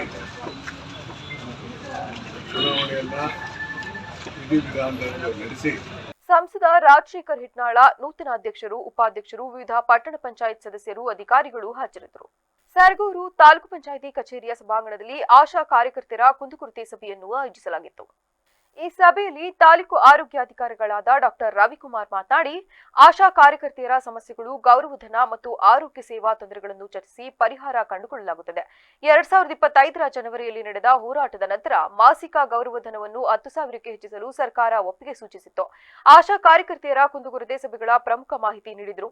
ತಾಲೂಕು ಪಂಚಾಯತ್ ವ್ಯಾಪ್ತಿಯಲ್ಲಿ ತ್ರೈಮಾಸಿಕ ಕುಂದುಕೊರತೆ ನಿವಾರಣಾ ಸಭೆಗಳನ್ನು ನಡೆಸಿ ಪರಿಹಾರ ಕ್ರಮಗಳನ್ನು ಕೈಗೊಳ್ಳಲಾಗುತ್ತದೆ. ಪಿಎಚ್ಸಿಒ ಅವರು ಪ್ರತಿ ಉಪಕೇಂದ್ರ ಸಭೆಯ ನಡಾವಳಿಗಳನ್ನು ನಿರ್ವಹಿಸುತ್ತಾರೆ ಮತ್ತು ಸಮಸ್ಯೆಗಳನ್ನು ಜಿಲ್ಲಾ ಕುಂದುಕೊರತೆ ಸಮಿತಿಗೆ ತಿಳಿಸಲಾಗುತ್ತದೆ ಎಂದು ತಿಳಿಸಿದರು. ಅಧ್ಯಕ್ಷತೆ ಇರ್ತಾರೆ. ಜಿಲ್ಲಾ ಆರೋಗ್ಯ ಮತ್ತು ಕುಟುಂಬ ಕಲ್ಯಾಣಾಧಿಕಾರಿಗಳು ಸದಸ್ಯ ಕಾರ್ಯದರ್ಶಿ ಇರ್ತಾರೆ. ಅವರು 3 ತಿಂಗಳಿಗೊಮ್ಮೆ ಅವರ ಕುಂದುಕೊರತೆ ಸಭೆಯನ್ನು ಜಿಲ್ಲಾ ಮಟ್ಟದಲ್ಲಿ ಮಾಡ್ತಾರೆ. ಅದೇ ರೀತಿ ತಾಲೂಕು ಮಟ್ಟದಲ್ಲಿ ತಾಲೂಕು ಪಂಚಾಯಿತಿ ಕಾರ್ಯನಿರ್ವಹಣಾಧಿಕಾರಿಗಳು ಅಧ್ಯಕ್ಷತೆ ಇರ್ತಾರೆ. ತಾಲೂಕು ಆರೋಗ್ಯಾಧಿಕಾರಿ ಸದಸ್ಯ ಕಾರ್ಯದರ್ಶಿ ಇರ್ತಾರೆ. ಇತರ CDPO ಇರ್ಬೋದು, ಚೀಫ್ ಆಫೀಸರ್ ಇರ್ಬೋದು, ಮತ್ತು AMOs ಇರ್ಬೋದು, ಮತ್ತು ಸ್ಥಳೀಯವಾಗಿ ಬಗೆಹರಿಸಿಕೊಳ್ಳುವಂಥ ಒಂದು ಇಲ್ಲ ಅಂತ ಹೇಳಿದ್ರೆ ಸ್ಟೇಟ್ ಮಟ್ಟದಲ್ಲಿ ಪಾಲಿಸಿ ಮ್ಯಾಟರ್ಗಳಲ್ಲಿ ಒಂದು ಸಾಲ್ವ್ ಆಗುವಂಥ ಕುಂದುಕೊರತೆಗಳು ನಾವು ಹೇಳಿದ್ದೀವಿ. ಮುಂದೆ ಈಗೇನು ಅಂತ ಹೇಳಿದ್ರೆ ನಾವೆಲ್ಲ ಒಂದು ಕಮಿಟಿಗಳಲ್ಲಿ ಇದ್ದೀವಿ. ನಮ್ಮ ಇಲಾಖೆಗಳಲ್ಲಿ ಒಂದು ಆರೋಗ್ಯ ಇಲಾಖೆಗೆ ಸಂಬಂಧಪಟ್ಟಂಥ ಕೆಲಸ ಕಾರ್ಯಗಳಲ್ಲಿ ನಾವು ಆಶಾ ಕಾರ್ಯಕರ್ತರ ಸಂಘದ ಅಧ್ಯಕ್ಷರಾದ ಭಾಗ್ಯ, ಇಒ ಪ್ರೇಮ್ ಕುಮಾರ್, ಸಭೆಯಲ್ಲಿ ಪುರಸಭೆ ಮುಖ್ಯಾಧಿಕಾರಿ ಸಂತೋಷ್ ಕುಮಾರ್, ಸಿಡಿಪಿಒ ದೀಪಾ, ವೈದ್ಯಾಧಿಕಾರಿಗಳಾದ ಪಾರ್ಥಸಾರಥಿ ಸೇರಿದಂತೆ ಆಶಾ ಕಾರ್ಯಕರ್ತೆಯರು ಹಾಜರಿದ್ದರು. ಈಗ ಮತ್ತೊಮ್ಮೆ ಹೆಡ್ಲೈನ್ಸ್. ಆಡಿಟ್ ವೇಳೆ ಬಯಲಾದ ಗೋಲ್ಮಾಲ್, 18 ಎಟಿಎಂ ಹಣ ದುರ್ಬಳಕೆ, ಬರೋಬ್ಬರಿ 3 ಕೋಟಿ ವಂಚನೆ, 2 ವಿರುದ್ಧ ದೂರು ದಾಖಲು. ಜಿಲ್ಲೆಯ ಮಂಗಳೂರು ಕಾಲೇಜಿನ ವಿದ್ಯಾರ್ಥಿಯ ಸಾಧನೆ, ಜೆಇಇ ಪರೀಕ್ಷೆಯಲ್ಲಿ ಪ್ರಜ್ವಲ್ ಕೆ ಗೌಡ ಜಿಲ್ಲೆಗೆ ದ್ವಿತೀಯ ಸ್ಥಾನ, ಕಾಲೇಜು ಮಂಡಳಿಯಿಂದ ಪ್ರಶಂಸೆ. ಏಕಾಏಕಿ ಮನೆಗೆ ನುಗ್ಗಿದ ಚಿರತೆ ದಾಳಿ ಪರಿಣಾಮ ವ್ಯಕ್ತಿಗೆ ಗಂಭೀರ ಗಾಯ, ಭಟ್ಕಳದಲ್ಲಿ ಘಟನೆ. ಕ್ಷಣ ಕ್ಷಣದ ಸುದ್ದಿಗಾಗಿ ನೋಡ್ತಾ ಇರಿ ವಿವಿಸಿ ಟಿವಿ, ಸತ್ಯದ ಕಡೆ ನಮ್ಮ ನಡೆ.